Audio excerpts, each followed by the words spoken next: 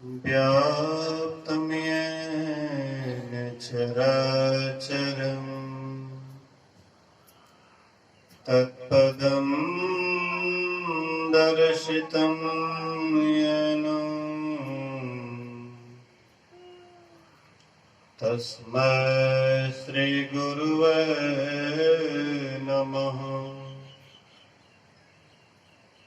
धन्य धन्य सतगुरु सुखद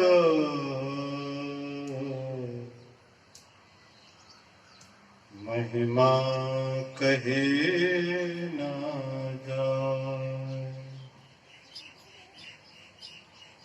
जो कछु कहो तुम्हारी कृपा मोते कछो न बसाए। सर्वत्र सर्वदा वर्तमान सद्गुरु महाराज जी के पावन चरणों में कोटि कोटि नमन। उपस्थित गुरुजन, धर्म प्रेमी, सत्संगी बंधुओं, पूजनीय माताओं तथा भक्तिमती बहनों, सप्ताह परायण ध्यान एवं संतमत सत्संग का आज छठे दिन के द्वितीय पाली सत्संग में हम आप उपस्थित हैं। आज पाठ भी हुआ है षष्ठ सोपान लंका कांड से।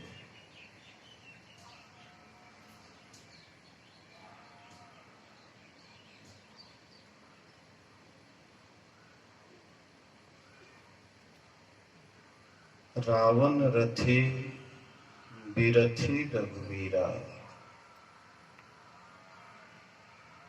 रावण रथ पर सवार है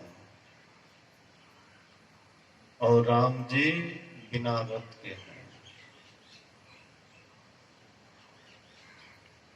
यह देख करके विभीषण अधीर हो गए। विभीषण को रहा नहीं गया। कारण है, देखते हैं कि रावण रथ पर सवार है, भगवान राम पांव पैदल हैं, रावण सभी अस्त्र शस्त्र से सुसज्जित हैं और राम जी के पास में उतना अस्त्र शस्त्र भी नहीं है। स्वाभाविक है, अधिक प्रीति मन भाषण देहा बंदे चरण का सहित स्नेह। अधिक प्रेम होने के कारण हाथ जोड़ करके विभीषण जी कहते हैं प्रभु नाथ न रथ नहीं तन पद त्राना, केहि विधि जीतब वीर बलवाना।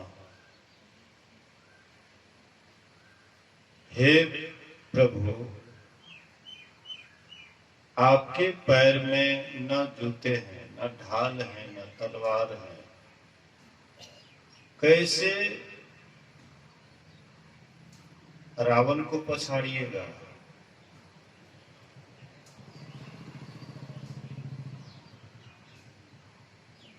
इस पर भगवान राम कहते हैं कि हे मित्र,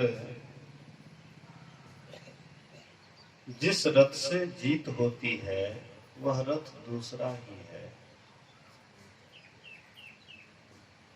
जिस रथ पर रावण सवार है वह रथ नश्वर है। वह रथ का नाश होगा। लेकिन मैं जिस रथ पर हूं उसका कभी नाश नहीं होता है। विभीषण कहते प्रभु आपको तो रथ है ये नहीं, आप कहते हैं कि मैं भी रथ पर हूं। कहते हाँ, मेरे पास भी रथ है, लेकिन इस रथ को, यह रथ सबको नहीं दिखाई पड़ता है। बाहरी रथ तो सबको दिखाई पड़ता है, बाहर में कोई रथ पर सवार है तो ये बात तो सब कोई देख लेते हैं, लेकिन भीतर से कोई रथ पर सवार है तो इस बात को सब नहीं देख पाते। तो भगवान राम कहते कि मैं भी रथ पर हूं। मेरा रथ कौन सा है? तो धर्म रूपी रथ। भगवान राम कौन रथ पर बैठे थे? धर्म रूपी रथ पर। रावण कौन रथ पर बैठे थे? अधर्म रूपी रथ पर। तो अधर्म का नाश होता है और धर्म का विजय होता है। विजय सदा धर्म की ही होती है, अधर्म की विजय नहीं होती। हाँ, देखने में लगता है कि अधर्म धर्म पर राज्य करेगा। 100 भाई कौरव थे और 5 ही भाई पांडव थे। 100 भाई कौरव थे तो सोचते थे ये तो 5 भाई है, इसको तो कभी रगड़ सकते, ये मेरे सामने में क्या कर सकता है। लेकिन 5 भाई 100 पर भारी हो गया। 5 भाई 100 पर भारी। पांचों भाई धर्म को पकड़े हुए थे और उधर कौरव 100 भाई अधर्म को पकड़े हुए थे। इनको ईश्वर पर विश्वास था, पांचों भाई को भगवान पर विश्वास था, लेकिन 100 भाई कौरव को भगवान पर विश्वास नहीं था। जब महाभारत की लड़ाई जब तय हो जाता है कि अब युद्ध होगा ही, दूसरा और कोई विकल्प नहीं है, युद्ध होकर के ही रहेगा, तय हो गया, तो कौरवों की तरफ से दुर्योधन और पांडवों की तरफ से अर्जुन भगवान कृष्ण से सहायता मांगने के लिए आते हैं। भगवान कृष्ण जानते थे, अंतर्यामी थे, महान योगेश्वर हरि थे, सब कुछ जानने वाले थे। तो भगवान कृष्ण जानते थे कि दोनों आएंगे हमसे सहयोग मांगने के लिए, तो पहले ही अपने सिरहाने में सोने की कुर्सी लगा दी, लेट गए, बिछावन पर लेट गए, विश्राम कर रहे थे। दुर्योधन आया और देखिए भगवान कृष्ण को लेटे हुए, तो एकदम सीना तान करके सिरहाने में जो कुर्सी था सोने का उस पर बैठ गए। बाद में अर्जुन आए, पहले दुर्योधन आए, बाद में अर्जुन आए, लेकिन अर्जुन भगवान कृष्ण के पैताने में जाकर के बैठ गए, जहां उनका चरण था, पैर था, पैर के पास जाकर के बैठ गए।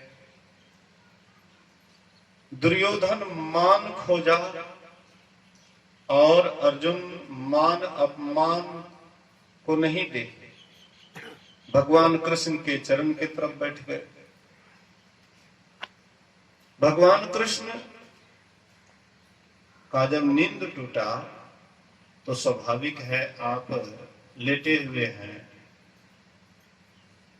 जब आंख खुलता है तो सबसे पहले आपकी दृष्टि चरण की तरफ जाता है, सिर की तरफ नहीं जाता है।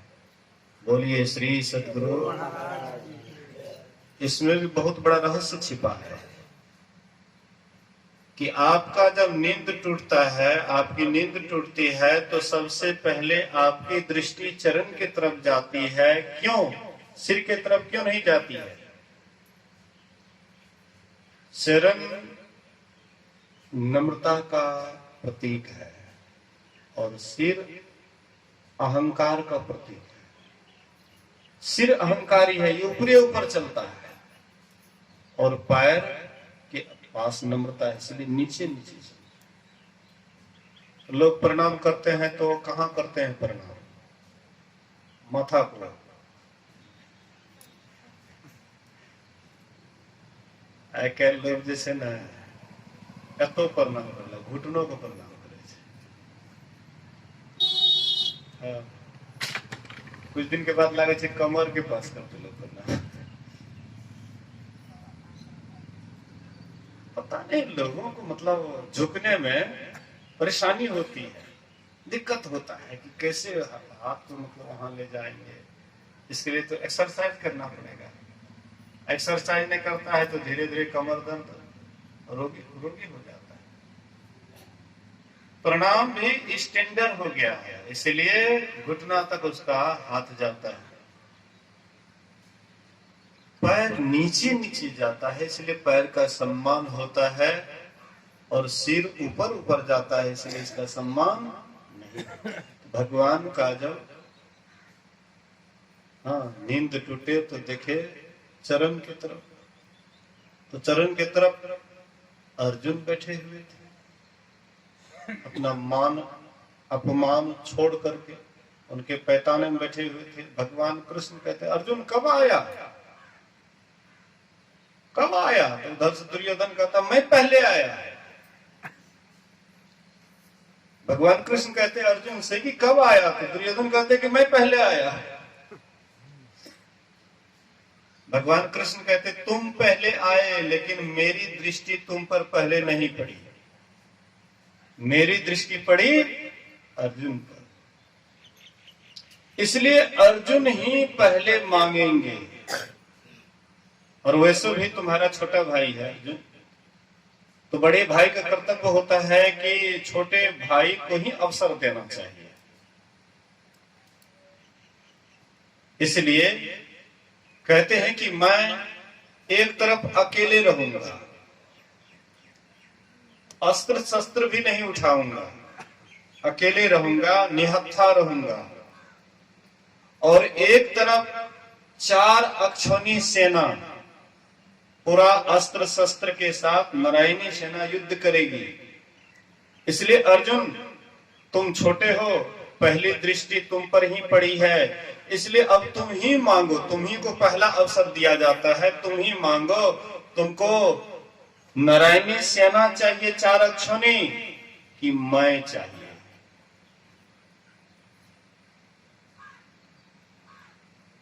तो अर्जुन को पहले मौका मिला, तो अर्जुन कहते हैं कि मैं आप ही को लेता हूं, मैं आप ही को लेता हूं। लेकिन दुर्योधन को डर था कि हो न हो कहीं अर्जुन 4 अक्षौणी नारायणी सेना ले लेगी तो इन निहत्था को लेकर के मैं क्या करूंगा?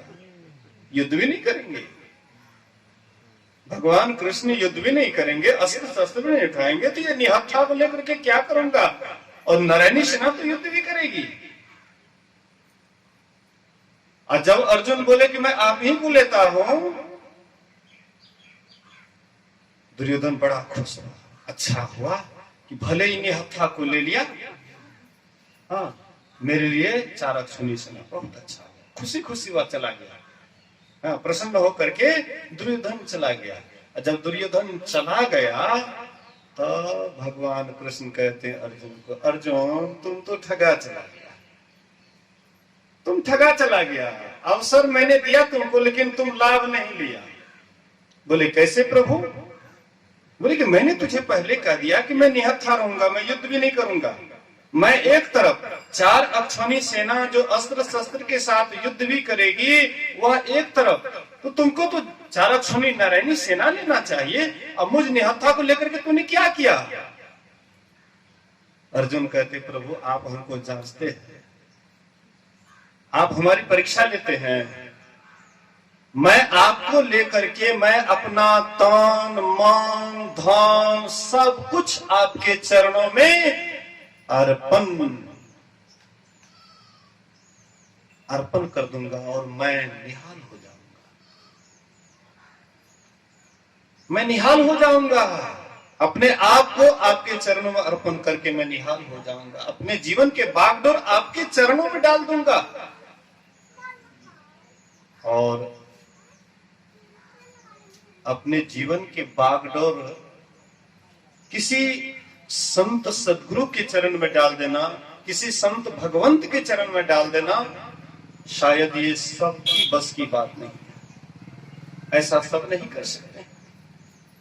भगवान कृष्ण अगर 12 बजे रात को कहते थे कि अर्जुन अभी 12:03 बज रहा है, अर्जुन थोड़ा सा भी तर्क नहीं करते कि नहीं प्रभु अभी तो रात हो रहा है। देखिए कितना विश्वास। यही विश्वास के कारण पांचों भाई पांडवों की जीत हुई, धर्म का विजय हुआ और अधर्म का नाश हुआ। यही कारण था। तो यहां पर भी रावण अधर्मी है, राम धर्मी है। तो राम भगवान वही धर्ममय रथ का वर्णन करते हैं कि मैं भी धर्म रूपी रथ पर सवार हूं, धर्ममय रथ पर सवार हूं। हे विभीषण, जिस तरह से रथ में 2 पहिए होते हैं, 4 घोड़े होते हैं, 3 लगाम होता है, सारथी होते हैं, रथी होते हैं, ढाल होता है, तलवार होता है, जितना कुछ भी तुम देखते हो रथ पर, सारा कुछ मेरे पास है। क्या क्या मेरे पास है, अब इसी का वर्णन भगवान राम विभीषण के सामने करने जा रहे हैं कि मेरे पास में धर्म के रथ पर क्या क्या है। इन सारी बातों की खुलासा भगवान राम कर रहे हैं। भगवान राम कहते हैं,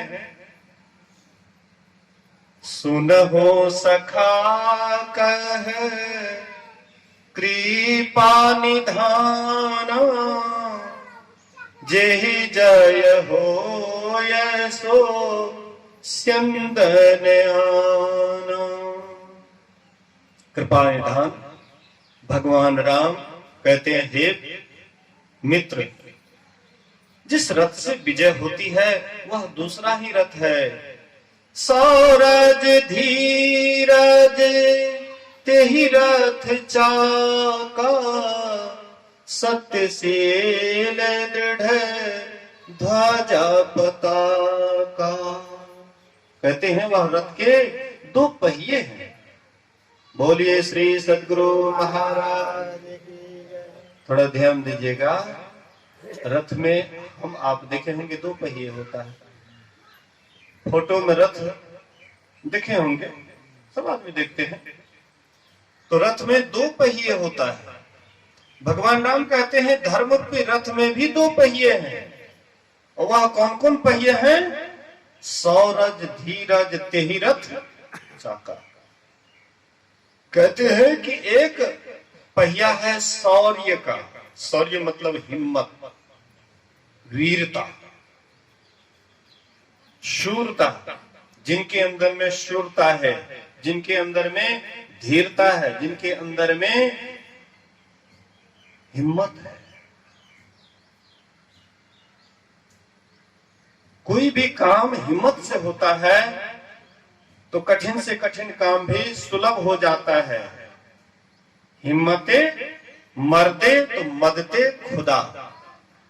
मर्द अगर अपना हिम्मत लगाता है तो खुदा भी मदद करते हैं। एक हनुमान जी के भक्त बैलगाड़ी पर सामान लाद करके जा रहे थे रास्ते से। संजोग से उसकी गाड़ी पंक में फंस जाती है, कीचड़ में फंस जाती है। अब बेचारे गाड़ी पर से उतर गए, सूखी जमीन पर चले गए और पुकारने लगे, हे हनुमान, हे हनुमान, हे हनुमान, हे हनुमान, मेरी गाड़ी को निकाल दो, मेरी गाड़ी पंख में फंस गई है, हे हनुमान, हे हनुमान।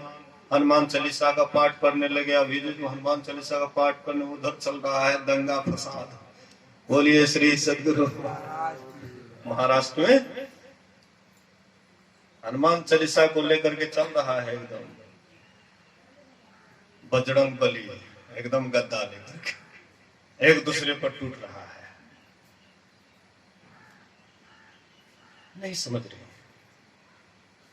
तो ये भी हनुमान जी को पुकारने लगे, हनुमान जी को पुकारने लगे। तो आप पुकार को, चाहे आप जिस के प्रति आपकी आस्था है, विश्वास है, सही में चाहे राम के सगुण रूप पर आपकी अटूट आस्था है, तो राम भी किसी न किसी रूप में आकर के आपका मदद कर देंगे। हनुमान जी के प्रति आपकी अटूट श्रद्धा है, तो हनुमान भी किसी रूप में आकर के आपकी मदद कर देंगे। संत सदगुरु के ऊपर आपकी अगर अटूट श्रद्धा है, तो वे भी आपकी मदद कर देंगे, लेकिन आपको पता नहीं लगेगा कि कैसे मदद हो गया, कौन आकर के मदद किया, आपको पता नहीं लगेगा। लेकिन आर्त पुकार को ईश्वर सुनते हैं। भगवान जिस रूप में आप श्रद्धा सहित पूजिए, वह उस रूप में आप करके आकर के आपकी मदद करते हैं। तो जैसे ये हनुमान हनुमान पुकारने लगे, तो हनुमान जी मनुष्य के वेश में आए और कहते हैं कि भाई काहे के लिए इतना परेशान हो, क्यों तुम किसको पुकार रहे हो? तो हनुमान को पुकारे क्यों? बोले कि मेरी गाड़ी पंख में फंस गई, इसलिए हनुमान जी को कहते निकाल दो। बोले कि तुम ऐसी इस तरह से, हाँ इस तरह से तुम घंटों हनुमान जी को पुकारते रहो, लेकिन इससे हनुमान जी कभी भी तुम्हारी गाड़ी को नहीं निकालेंगे। हाँ, अगर तुम अपना बल लगाओ तो हनुमान जी अप्रकट रूप से तुम्हारी मदद करेंगे, लेकिन पहले अपना दम लगाना पड़ेगा, अपना बल लगाना पड़ेगा, तब हनुमान जी हाँ अप्रकट रूप से आपकी सहायता करेंगे। कमर कसो, फेटा बांधो, घुसो कीचड़ में, बैल को ललकारो, पहिया में हाथ लगाओ, देखो गाड़ी पंख से निकल जाएगी। मनुष्य के रूप में हनुमान जी ही उनको कह रहे हैं, उनको पता नहीं है कि यही हनुमान है, लेकिन वो सारी विधि वही बतलाते हैं।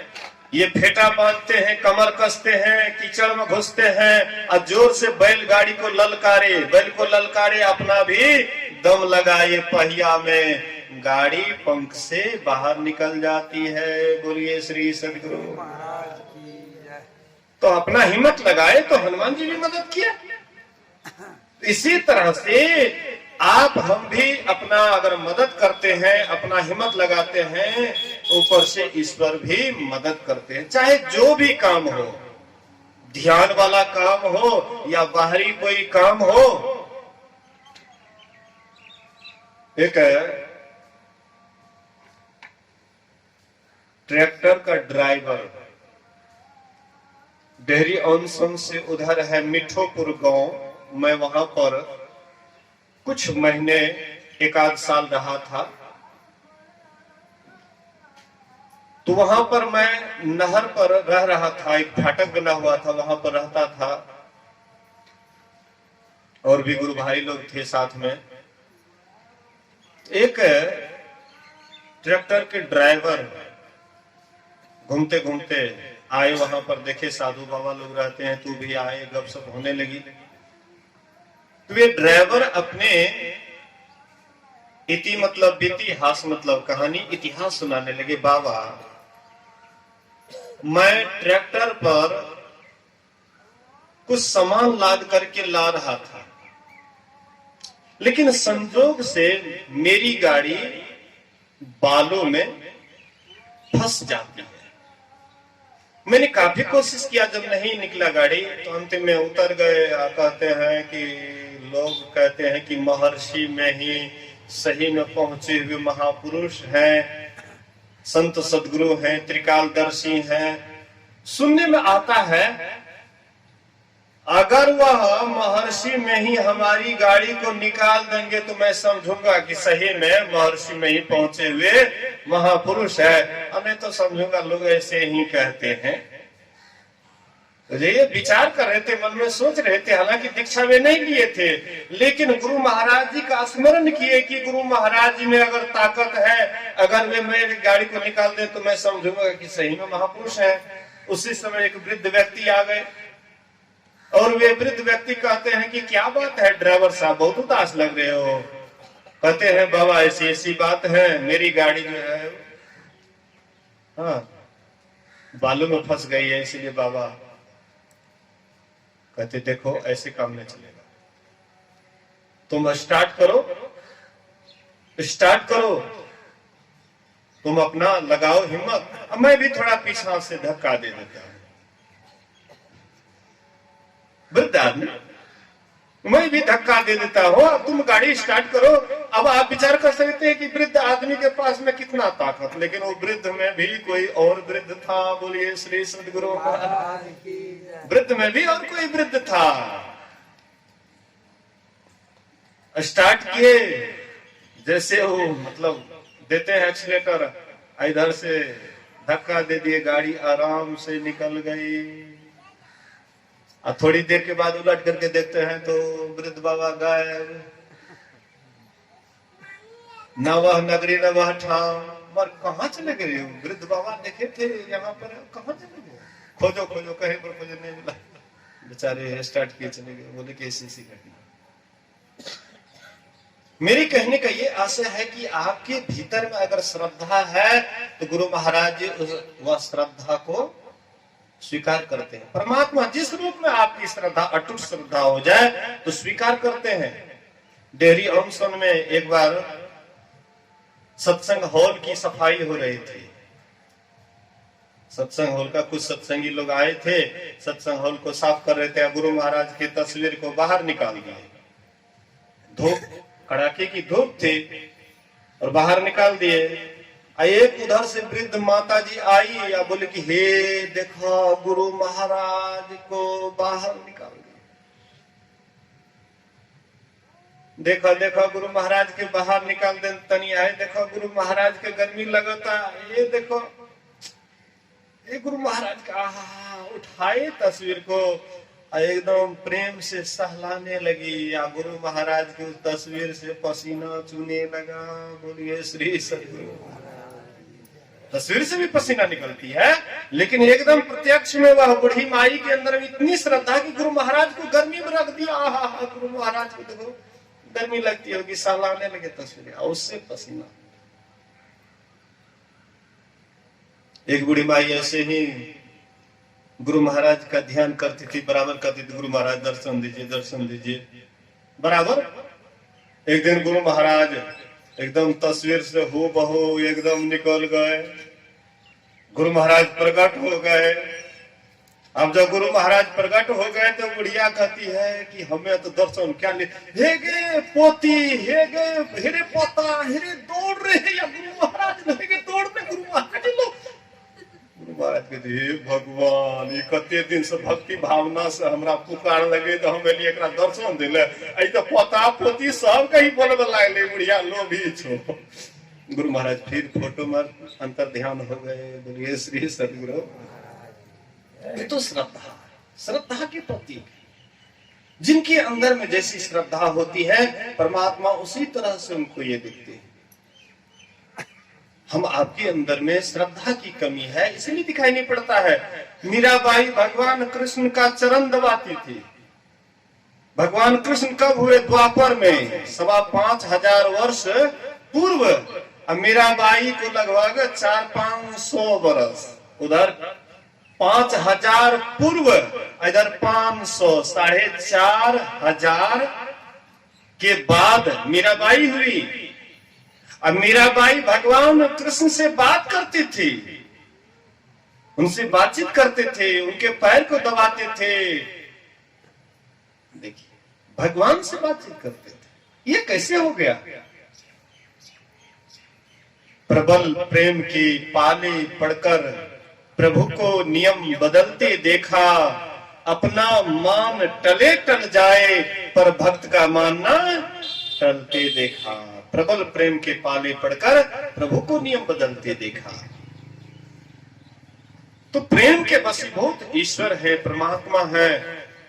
तो आपके भीतर में अगर हिम्मत हो जाती है, हिम्मत से अगर आप काम करते हैं तो वह काम में आपको सफलता मिलती है। तो भगवान राम कहते हैं कि पहला चक्का क्या है, पहला पहिया क्या है? तो हिम्मत का, शौर्य, हिम्मत। दूसरा पहिया है धीरज, धैर्य का। धैर्य इस बात की कि हम जो भक्ति कर रहे हैं चाहे समय जितना लग जाए, लेकिन कभी भी अधैर्य नहीं होंगे कि अब भगवान हमको दर्शन नहीं देंगे, अब गुरु महाराज हमको दर्शन नहीं देंगे। इस बात का अधैर्य कभी भी नहीं होना चाहिए। धैर्य कैसा होना चाहिए? महर्षि शाही स्वामी जी महाराज एक कहानी कहा करते थे कि जिस तरह से सिक्की के पेंदे से कोई समुद्र को उलीचना चाहे, सिक्की के पेंदे में कितना पानी अड़ता है, एक आध बूंद नहीं। ब्राह्मण वगैरह जब श्राद्ध कर्म वगैरह होता है तो उसमें सिक्की के पेंदे से उसमें गांठ बांध करके कहते हैं यजमान अपने ऊपर छिड़को, ये नहीं कहते हैं यजमान मेरे ऊपर छिड़क दो। यजमान तो नमक जब से अग्निदान किया तब से नमक छोड़ दिया, सदा सदी खाते हैं, बेचारे ऐसे ही पवित्र हैं। और उधर से पान गलियाट करके आते हैं। आजकल शराबों पी करके स्टैंडर्ड ब्राह्मण आते हैं, शराब पी करके तब पूजाते हैं। लोग मूर्ख हैं, पुराना परिपाटी को छोड़ना नहीं चाहते, इसलिए शराब पीने वाले ब्राह्मण से भी पूजा करवाते हैं। जो स्वयं शुद्ध नहीं है वो दूसरे को क्या शुद्ध करेंगे? तो ऐसे ही तो ब्राह्मण लोग जो सिक्की के पेंदे से पानी उसमें एक आध बूंद आता है, उससे कोई चाहे कि समुद्र को उलीच दे, समुद्र को उलीच दे, ये बड़ा असंभव काम है। लेकिन कहते इसी तरह से भक्ति मार्ग में धैर्य की आवश्यकता है।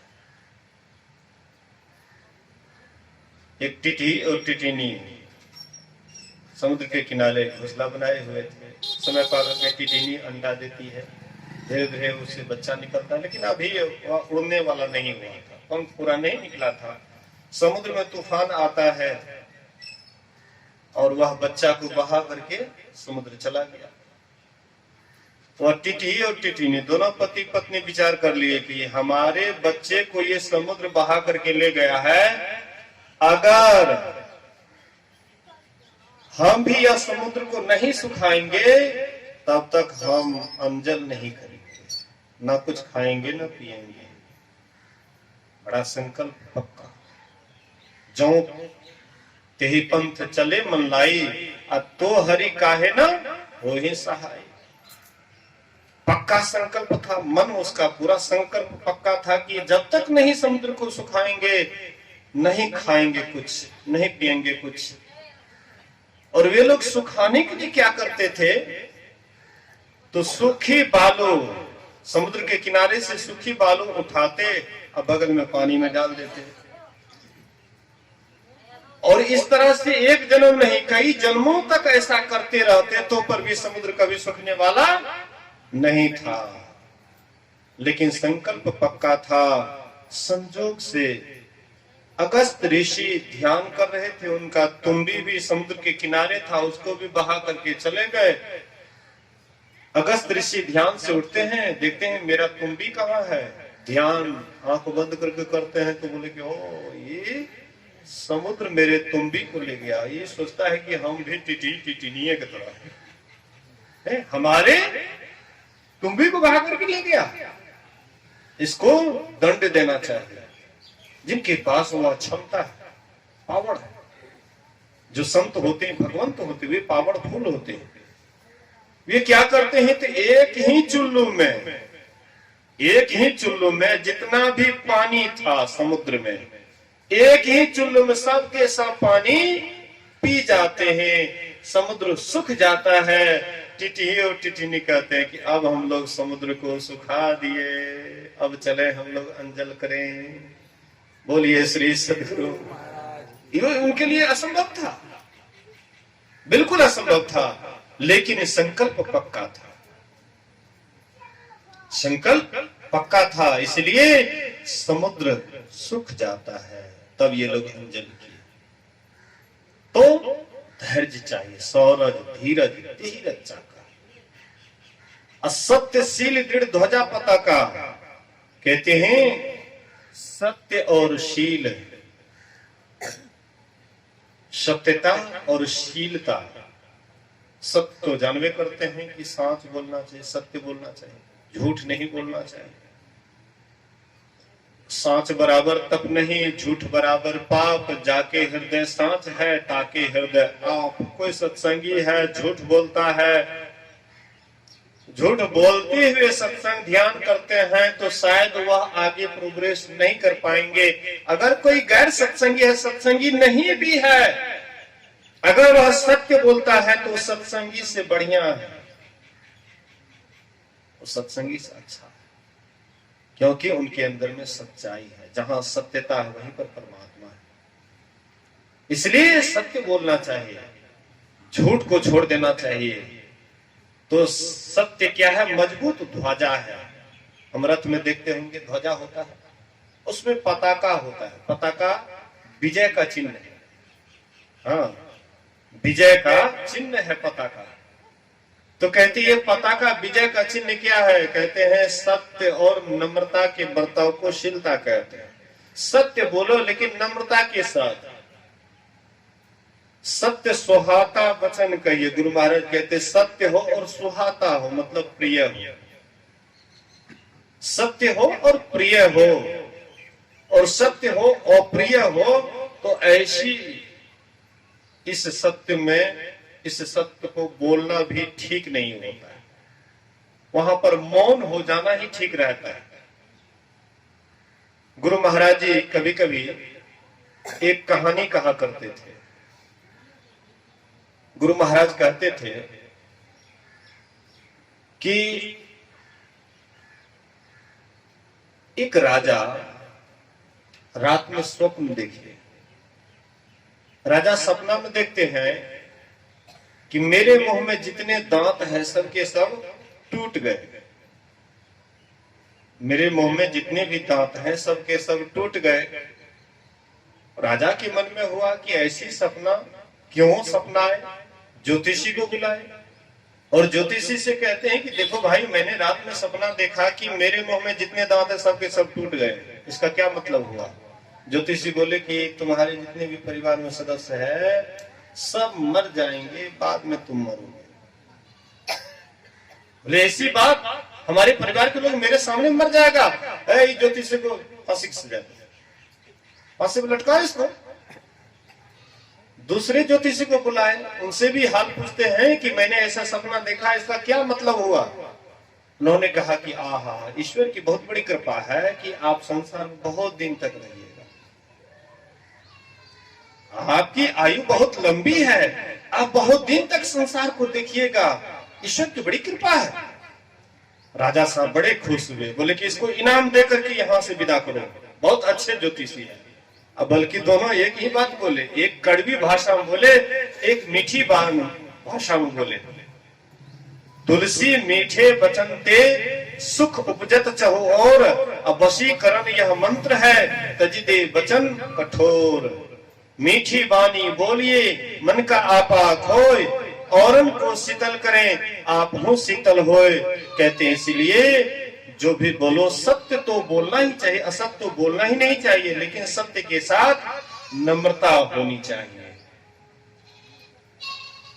इसके बाद सत्यशील दृढ़ ध्वजा पताका, बल विवेक दम पर हित घोरे। कहते हैं बल विवेक दम पर हित, ये चार घोड़े हैं। बल एक शारीरिक बल होता है, शारीरिक बल से बढ़कर के मानसिक बल होता है, मानसिक बल से भी बढ़कर के आत्मबल होता है। जिनके अंदर आत्मबल होता है वे कठिन से कठिन काम भी कर लेते हैं, आत्मबल होने के कारण। इसलिए आत्मबल होना चाहिए। बल विवेक, विवेक उसको कहते हैं, एक पढ़ लिख करके बुद्धि का विकास होता है, लेकिन विवेक नहीं होता है। पढ़ लिख करके बुद्धि भले ही बढ़ती है लेकिन विवेक नहीं बढ़ता है। विवेक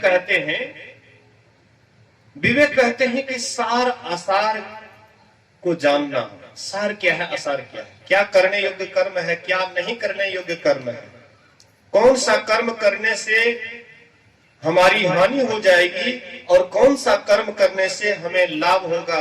मतलब सही गलत को जान करके जो करते हैं